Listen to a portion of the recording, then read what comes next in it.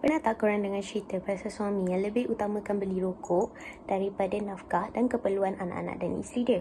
Mesti pernah kan? Tahu tak sebenarnya rokok telah difatwakan haram oleh mufti kita? Antara sebab utama rokok difatwakan haram adalah memudaratkan kesihatan. Boleh tak kita applykan logik yang sama untuk perkahwinan bawah umur atau perkahwinan kanak-kanak?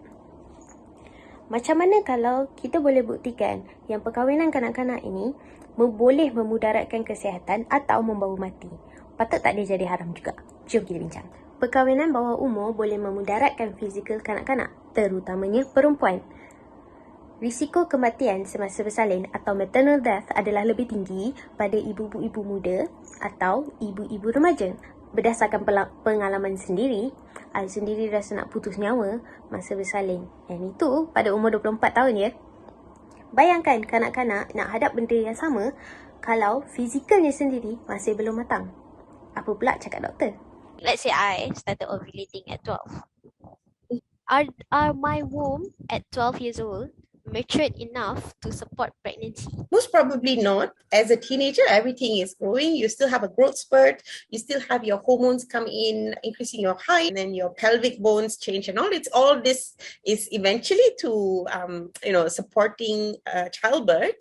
But it doesn't mean when you're 12, you are ready for that. There is an increased risk in many things in teenage pregnancies. Teenage pregnancy has higher risk of complications. They have high risk of anemia, and especially younger populations.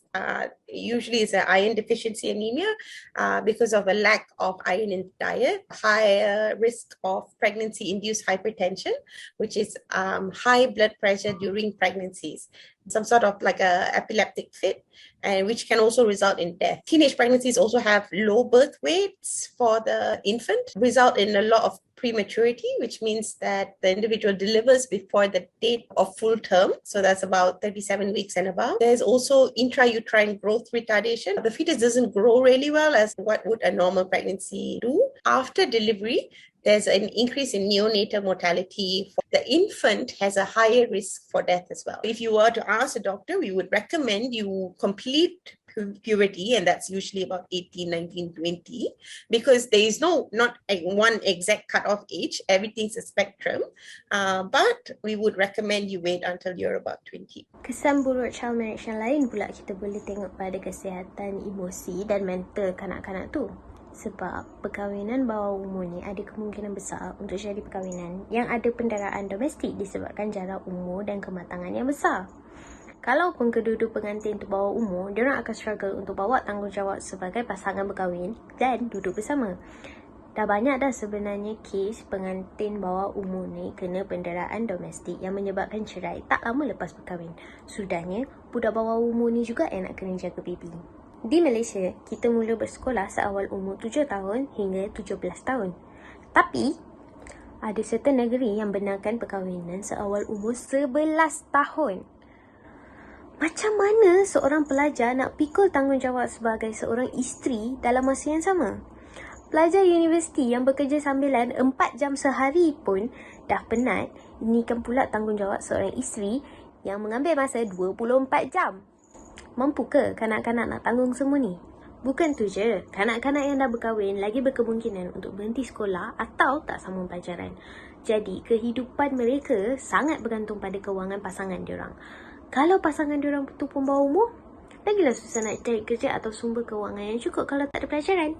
Hidup I masa tu kahwin and jadi student struggle lah. Lepas tu I berhenti sekolah sebab memang tak boleh bawa. I jadi full housewife.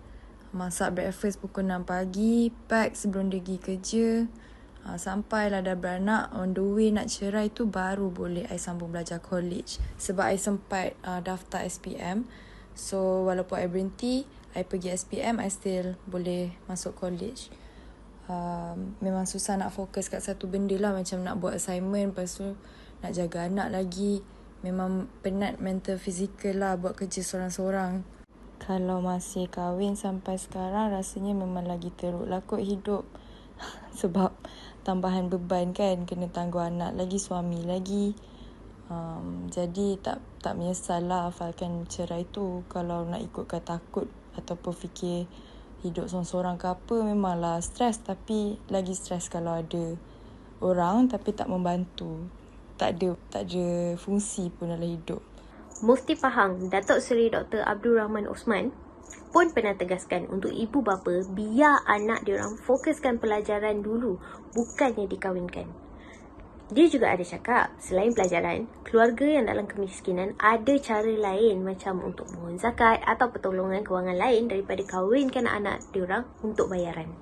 Pada tahun 2017, Imam di Al-Azhar, Ahmad Al-Taib ada cakap yang sebenarnya tak ada satu pun dalil dalam Islam baik dari hadis ataupun Al-Quran yang benarkan perkahwinan bawah umur.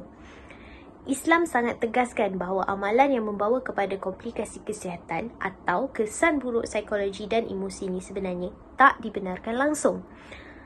Kalau merokok pun dah diharamkan atas sebab yang sama, iaitu memudaratkan kesihatan, tak logiklah kalau masih belum ada fatwa yang haramkan child marriage ni. Kejap lagi mesti ada yang kata, alah kan kahwin bawah umur ni kena ada persetujuan mahkamah dulu, bukannya boleh kahwin macam tu je.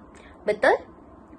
Ini data daripada 2012 hingga 2016. Daripada 2,000 lebih permohonan untuk child marriage ni, 10 je yang kena reject. Ini menunjukkan yang kita tak boleh harapkan mahkamah syariah semata-mata untuk jaga kesejahteraan kanak-kanak. Kita dah tahu statistik, kita dah tahu fakta. Jadi, policy maker dan undang-undang ni semua kenalah bertindak sewajarnya ikut semua fakta-fakta ni. Umur sah untuk perkahwinan dan umur dewasa kena dinaikkan untuk lelaki dan perempuan. Semua jenis child marriage patut dimasukkan supaya kanak-kanak ni ada kebebasan membesar sebelum berkahwin.